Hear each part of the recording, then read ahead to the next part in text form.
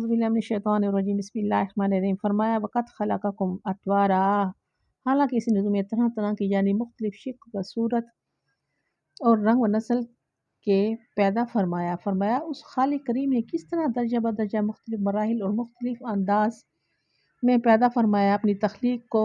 देखो इस कादिर मुख्तलिफ ने खाकी अज्जा से ग़ज़ाएँ और दवाएँ बनाई और इन्हें इंसानों तक पहुँचाया। इनसे मादा बना, उससे सेल बने और फिर सेलों से एक नया आदमी बना।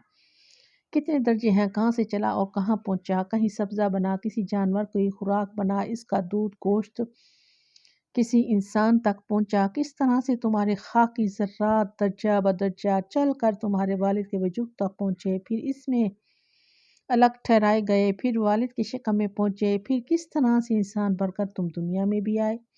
इंसानों में भी कितना तफावत रखा है। हर बंदे का कद मुख्तलिफ, रंग मुख्तलिफ, हुलिया और सोच मुख्तलिफ। सबके पास एक जैसा दिल दिमाग है लेकिन इस्तेदाद और अहलियत अपनी अपनी है।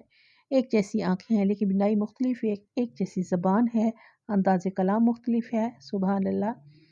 ज़रा इसकी सनत को तो देखो, सोचो तो सही। और फरमाया अलम तरो कैफ़ ख़लक़ल्लाहु सबअ समावातिन तिबाका, क्या तुम नहीं देखते कि अल्लाह ने 7 आसमान कैसे ऊपर नीचे पैदा फरमाए।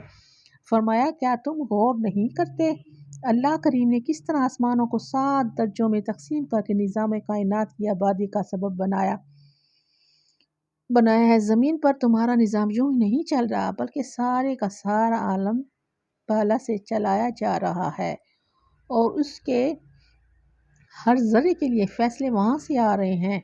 वहाँ अल्लाह की एक बहुत बड़ी मखलूक है और बहुत बड़े दफातर हैं जहाँ से नई ज़िंदगी और मौत के फ़ैसले आते हैं। कौमों के गालिब और मगलूब होने के फ़ैसले भी वहाँ से आते हैं। रहमतें भी वहाँ से नाजिल होती हैं, अज़ाबों का नज़ूल भी वहाँ से ही होता है।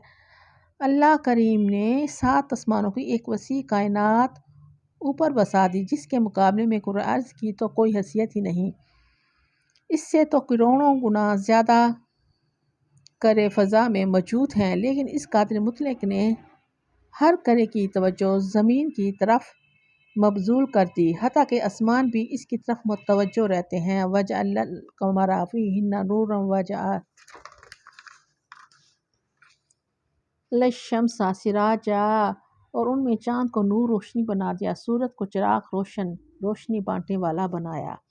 अल्लाह करीम ने चाँद को अर्ज़ समा में ठंडी मीठी रोशनी का सबब बना दिया और सूरज की रोशनियाँ बखेरने वाला जलता हुआ एक ऐसा चिराग बना दिया जिसकी हरा से कायनात की हयात कायम है। ज़रा सोचो, अल्लाह ने तुम्हारी हयात और बका के लिए तुम्हारे चंद रोज़ दीनी क़याम के लिए एक एक इंसान के लिए कितना वसी निज़ाम कायनात तरतीब दिया।